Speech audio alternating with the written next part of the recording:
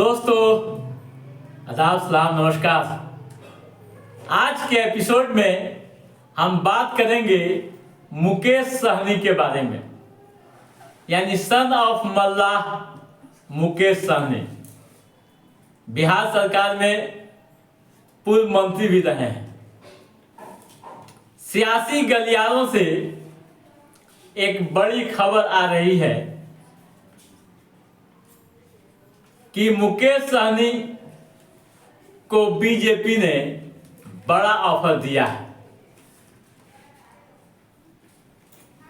उन्हें गठबंधन में शामिल होने को कहा है और सबसे बड़ा ऑफर जो दिया है डिप्टी सीएम का, यानी जो चर्चाएं हो रही है, जो सियासी गलियारों में बातें हो रही है, तो बीजेपी एक बड़ा दांव बिहार की सियासत में खेलने जा रही है मुकेश सहनी के साथ। मुकेश सहनी को किसी भी सूरत में बीजेपी का हिस्सा बनाना चाह रही है। जो चर्चाएं हो रही है, जो सियासी गलियारों से बातें छन कर आ रही है, उस पर अगर भरोसा करें तो बीजेपी ने डिप्टी सीएम बनाने का ऑफर दिया है। दोस्तों, आप ये सोच रहे होंगे कि यह कैसे हो सकता है। सियासत में कुछ भी संभव है। राजनीति में कोई चीज अस्थायी नहीं होती। चर्चा हो रही है कि बिहार में जो दो डिप्टी सीएम हैं, सम्राट चौधरी व विजय सिन्हा, इनमें से किसी एक को हटाकर सम्राट चौधरी को यह जिम्मेवारी दी जा सकती है। अब यह भी सवाल हो रहा है कि बीजेपी इस तरह कदम क्यों उठाना चाह रही है। दोस्तों, जो चर्चाएं हो रही है सियासी गलियारों में, उसके अनुसार बिहार में विधानसभा का चुनाव होना है अगले साल। मल्लाह वोटरों पर बीजेपी की नजर है।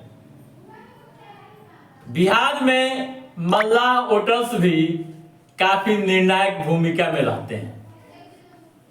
बताया जाता है कि यादवों की आबादी के बाद बिहार में मल्लाहों की आबादी है, यानी 8 से 10% मल्लाह समाज की आबादी है जो वोट को प्रभावित करती है। दोस्तों, मुकेश सहनी अभी आरजेडी में है। लोकसभा का चुनाव उन्होंने आरजेडी के साथ मिलकर लड़ा था। बिहार में उन्हें 3 सीटें दी गई थी। हालांकि कोई भी वह सीट जीत नहीं पाए, लेकिन हाल के दिनों में वे काफी सुर्खियों में हैं। और सुर्खियों में होना स्वाभाविक है। जो सियासी गलियारों में बातें हो रही है, जो सूत्र बता रहे हैं, उनके अनुसार विधानसभा चुनाव को ध्यान में रखते हुए बीजेपी इस काम को करने की कोशिश कर रही है। दोस्तों, जैसा कि आप जान रहे हैं कि विधानसभा चुनाव में जीत व हार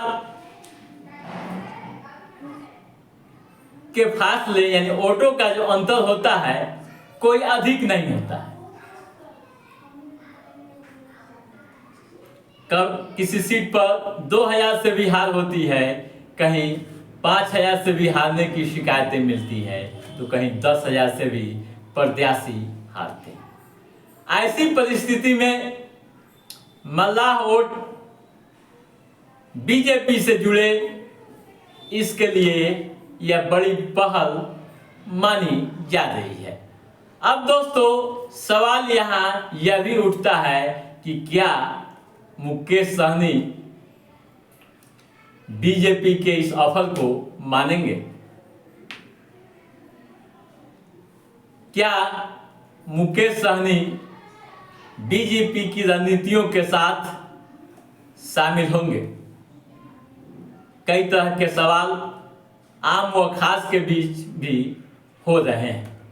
दोस्तों, मुकेश सहनी बीजेपी के ऑफर को मानेंगे या नहीं, यह तो वक्त तय करेगा, लेकिन बिहार की सियासी हलचलें काफ़ी बढ़ी हुई है और बढ़ना भी स्वाभाविक है।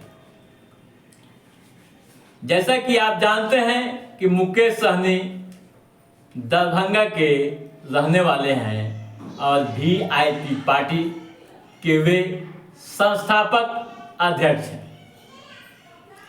उनकी पार्टी बिहार की सियासत में धीरे धीरे अपनी पहचान स्थापित करने में कामयाब हुई है। अलग अलग क्षेत्रों से लोग भी उनके साथ जुड़े हैं, जिसकी चर्चाएं समय समय पर होती रहती है। तो दोस्तों, आज के इस एपिसोड में बस इतना ही। हमारा ये एपिसोड कैसा लगा आप लाइक और कमेंट करके हमें जरूर बताइएगा।